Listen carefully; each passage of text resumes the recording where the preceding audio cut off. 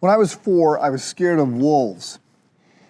Given that I'd never seen one, except in cartoons, given that we lived in the suburbs where wolves were not exactly roaming the streets, this was not a rational fear, but not all fears are rational. I had nightmares and I was often troubled by the fear that wolves were right outside our window. And I would cry out to my mom for help. Now, you have to understand, I shared a bedroom growing up with my 2 sisters until I was about 10. And there was a small bed for a sister and then a crib, and they were over by the window.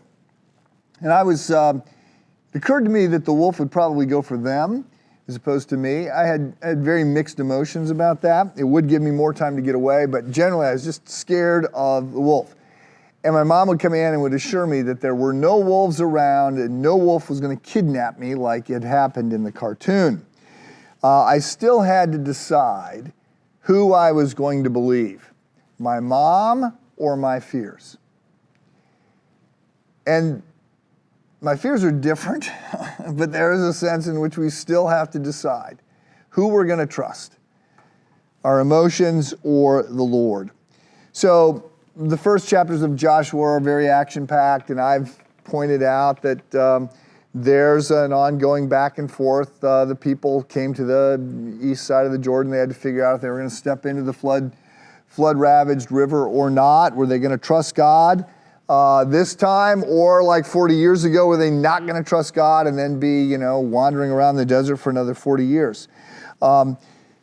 There's more to see. If we look at the book of Joshua, one of the things that comes out is that Joshua will reflect back in the end about how God has blessed him and how many of the things that worked right were just, he could only be thankful for because he didn't actually have anything to do with that.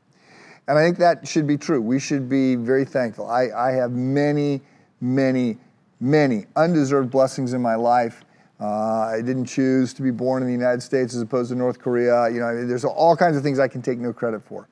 And that's one of the things we get out of Scripture. But another thing that we get out of the book of Joshua is that we do have some options, and we need to be thoughtful stewards of those options.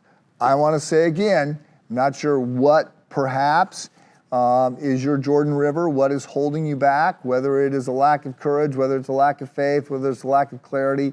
But I do want to say there's situations in which God calls on us to get to the other side of the river, and it is a matter of trusting Him.